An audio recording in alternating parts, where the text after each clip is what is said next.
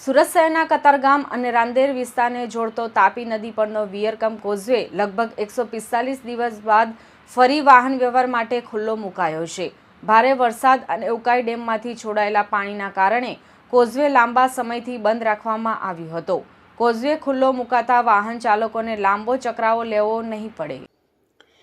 સુરતની જીવાદોરી સમાન તાપી નદી પર બનેલો મહત્વપૂર્ણ વિયરકમ કોઝવે આખરે 145 દિવસના લાંબા ગાળા બાદ વાહન વ્યવહાર માટે ખુલ્લો મૂકવામાં આવ્યો છે। ઉલ્લેખનીય છે કે ભારે વરસાદના પગલે ઉકાઈ ડેમમાંથી તાપી નદીમાં પાણી છોડવામાં આવતા કોઝવે ઓવરફ્લો થયો હતો અને વાહન વ્યવહાર માટે બંધ કરવામાં આવ્યો હતો। લગભગ 145 દિવસ સુધી બંધ રહ્યા બાદ આજે કોઝવે વાહન વ્યવહાર માટે ખુલ્લો મૂકવામાં આવ્યો છે। છેલ્લા કેટલાક દિવસોથી ઉકાઈ ડેમમાંથી પાણી છોડવાનું બંધ થતાં અને કોઝવેની સપાટી નીચે આવી જતા સુરત મહાનગરપાલિકા દ્વારા કોઝવેની સફાઈ અને નિરીક્ષણ બાદ તેને ફરીથી વાહન ચાલકો માટે ખુલ્લો મૂકવાનો નિર્ણય લેવામાં આવ્યો છે। આ વિયરકમ કોઝવે કતારગામ અને રાંદેર જેવા શહેરના બે મહત્વના વિસ્તારોને સીધા જોડે છે।